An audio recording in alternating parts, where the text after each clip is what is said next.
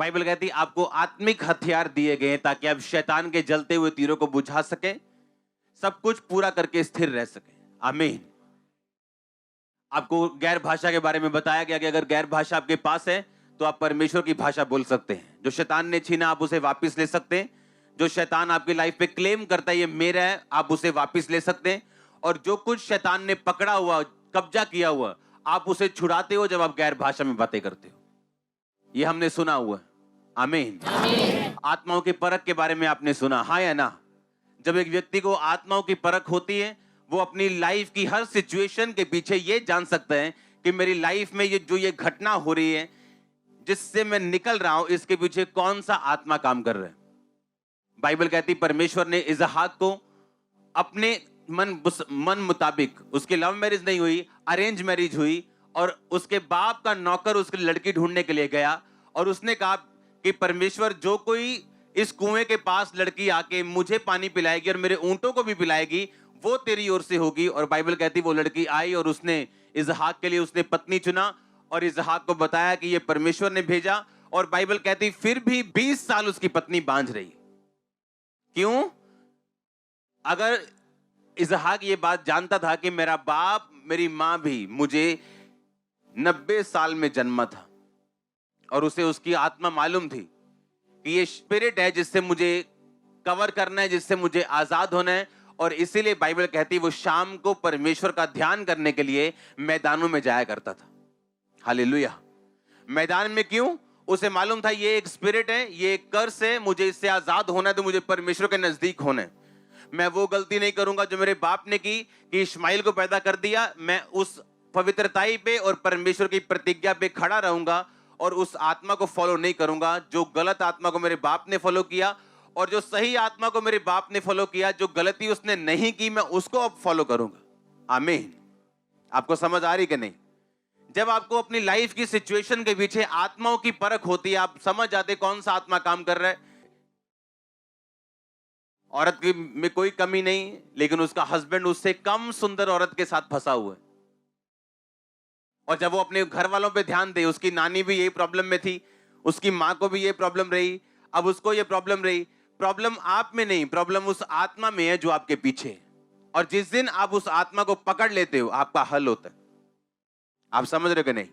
आपको मालूम होता है कि प्रार्थना में जब जाना है तो कौन सी आत्मा को डांटना है। और जब आत्माओं की परख नहीं होती, आप फंसते हो। लोग गलत रिश्तों में जाते हैं क्योंकि आत्माओं की परख नहीं। अगर आत्माओं की परख हो तो आप सही रिश्ता पकड़ लोगे, सही बिजनेस पकड़ लोगे, सही लोगों को पकड़ लोगे, क्योंकि जैसी आपकी संगति होगी वैसे आप होंगे।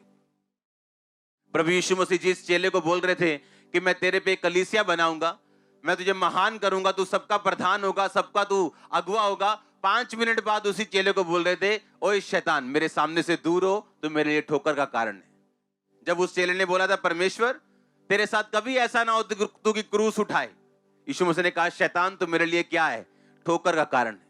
आत्माओं को परखना। जब आप आत्माओं को नहीं परखेंगे, हम सफर करेंगे। क्रिश्चियन लोग भी सफर करेंगे। एक अच्छा फौजी भी मर जाता है अगर उसके पास हथियार ना दिए जाए तो, और एक बुरा फौजी जीत जाता है जो हथियारों के साथ लड़ता है। आप समझ रहे मेरी बात को? एक क्रिश्चियन होने के नाते, एक मसीह होने के नाते, परमेश्वर ने आपको अकेला नहीं छोड़ा, निहत्था नहीं छोड़ा। बाइबल कहती परमेश्वर ने आपको आत्मिक हथियार दिए हैं ताकि आप उन हथियारों का इस्तेमाल कर सकें, अपनी लाइफ को बेटर के बाद बेस्ट कर सकें। और परमेश्वर ने आपको अकेला नहीं छोड़ा। वो नहीं चाहता कोई भी विश्वासी जो है, इसीलिए तो चर्चिस है। अगर आज आपने उद्धार पा लिया, आपने आज बैप्टिज्म ले लिया, आपने लंगड़े चलते देखे, अंधों को आंखें देखी कि हाँ भी यीशु मसीह जीवित परमेश्वर में विश्वास करता हूं, अगर उद्धार पाना ही लास्ट है तो आपका काम खत्म हो चुका। फिर चर्च में हम क्या कर रहे हैं? बाइबल कहती परमेश्वर ने चर्च में प्रेरित, भविष्यद्वक्ता, पास्टर्स, टीचर्स, इवेंजलिस्ट ठहराएं ताकि लोग उन्नति करें, यानी वो आत्मिक हथियारों से इक्विप्ड हों, आत्मिक हथियारों से भरें और अपनी लाइफ में जीत के साथ वापस आएं, और उनको देख के दूसरे लोग भी बचाए जाएं। ये परमेश्वर की मर्जी है, इसलिए आज आप चर्च में बैठे हो, हाँ या ना? और परमेश्वर यही चाहता है कि जो चर्च का काम है, जो मिनिस्ट्री का काम है, जो सेवकों का काम है, वो ये है कि आपको उन आत्मिक हथियारों के बारे में बताना, आत्मिक अधिकारों के बारे में बताना, ताकि आप अपनी लाइफ में निहत्थे ना रहें और शैतान के हाथों से सफर ना करें। 2005 में 4-5 में एक लेडीज में से जो अन्य जातियों में से आई थी, दुष्ट आत्मा निकाल के जब मैं वापिस जा रहा था अपने काम को, उस टाइम मैं अपना काम करता था, बिजनेस में था, तो मेरा ड्राइवर जो था, दुष्ट आत्मा ने मुझ पे अटैक किया और बोला इस ड्राइवर को गालियां निकाल। एकदम से मुझ पे उसी दुष्ट आत्मा का अटैक हुआ जिसको मैं निकाल के आया था। और पवित्र आत्मा ने मुझे बोला अगर तू दुष्ट आत्मा की बात को सुनेगा, अपने मुंह से उसकी बातों को निकालेगा या दुष्ट आत्मा के प्रभाव में रहेगा, ये शैतान तुझे कभी छोड़ के नहीं जाएगा। क्योंकि बाइबल कहती देखो मैंने तुम्हें सांपों और बिच्छुओं को रौंदने का क्या दिया? अधिकार दिया, किसी भी वस्तु से तुम्हें हानि। अब ये वचन मेरे लिए हथियार तब है अगर मैं इस वचन को इस्तेमाल करता हूं। आपके घर में चाकू अपने आप नहीं चलता, मोटर अपने आप नहीं चलती, आपको कुछ बटन दबाने पड़ते हैं, कुछ ऑपरेट करना पड़ता है, हाँ या ना? और परमेश्वर ने मुझे बताया कि तूने अपने मुंह से यह निकालना है कि शैतान, ये शरीर परमेश्वर का है, मैं तुझे समर्पित नहीं करूंगा, तेरी कही हुई बातें नहीं बोलूंगा, खेलूंगा नहीं, जो कुछ तू करेगा कहेगा मैं कुछ नहीं करूंगा।